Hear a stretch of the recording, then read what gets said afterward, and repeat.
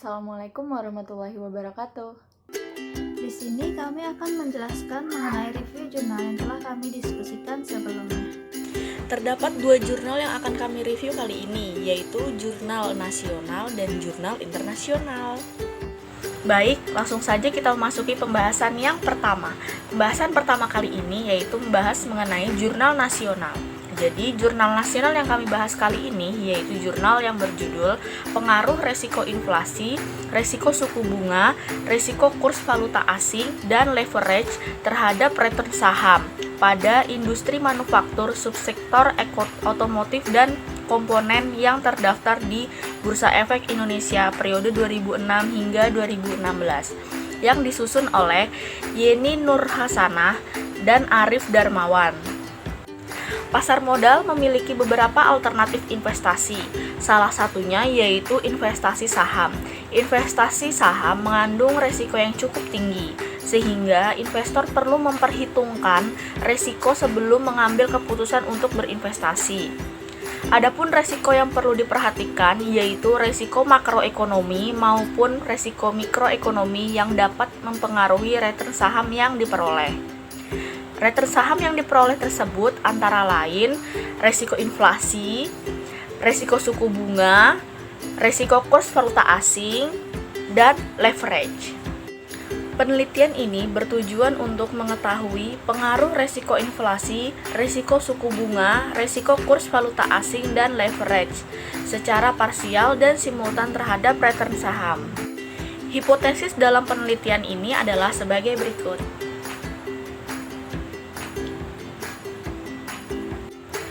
Jenis penelitian ini termasuk dalam penelitian eksplanatif dengan pendekatan kuantitatif.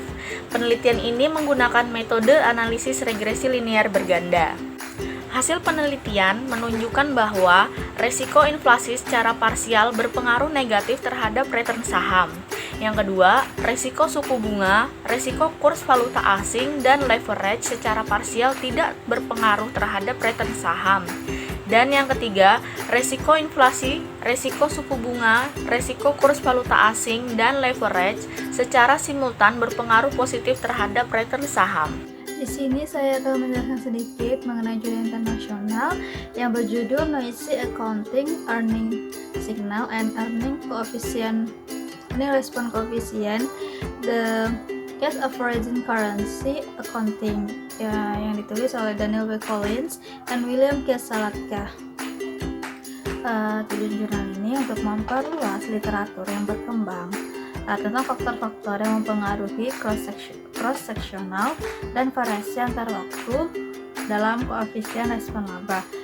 Ini menguji empiris implikasi dari karya teoritis oleh Choi dan Salomon tahun 1989 dan Holthausen dan Vereshia tahun 1988 yang memodelkan tingkat penyesuaian harga yang diasosiasikan dengan pengumuman sebagai fungsi dari sejumlah gangguan atau kekacauan yang ada dalam akuntansi. Pengukuran laba dianggap terkait dengan perusahaan multinasional di Amerika Serikat dan perbedaan dalam penentuan pendapatan berdasarkan laporan akuntansi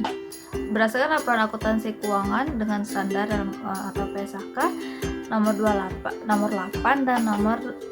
dan PSAK nomor 52.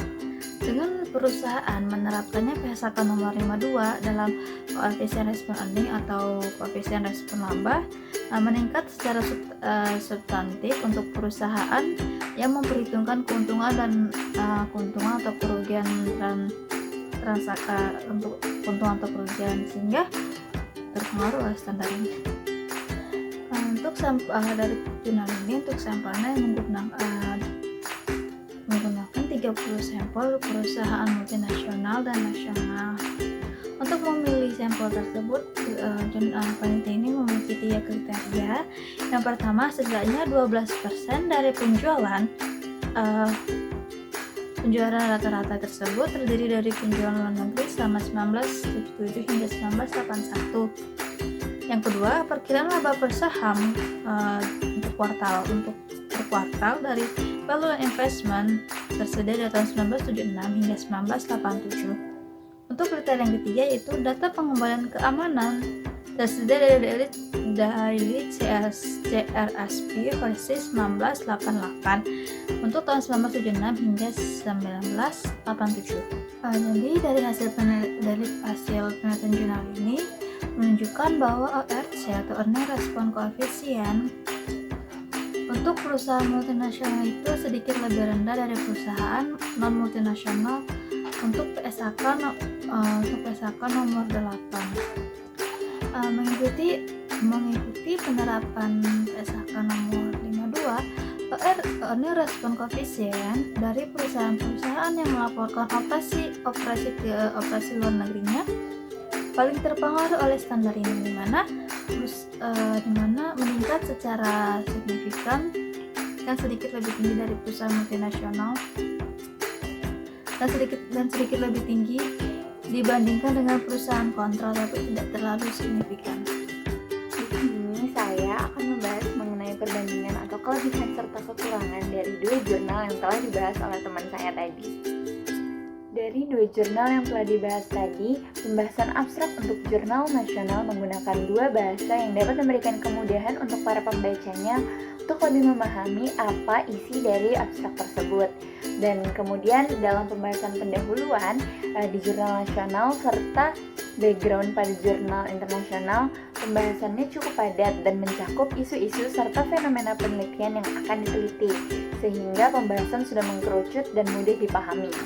Namun, pada jurnal nasional tidak tercantum kerangka pemikiran untuk penelitiannya, berbeda dengan jurnal internasional yang memberikan pembahasan mengenai theoretical framework tersebut. Lalu, pada jurnal nasional juga tidak cukup banyak membahas mengenai pengukuran dari masing-masing variabel, sedangkan pada jurnal internasional pengukuran dari masing-masing variabel sangat terperinci dan dijelaskan dengan baik.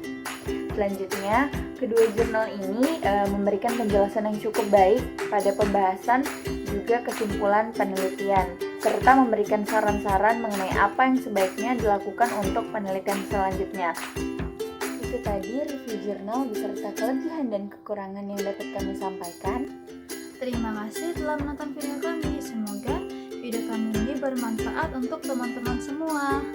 Wassalamualaikum warahmatullahi wabarakatuh.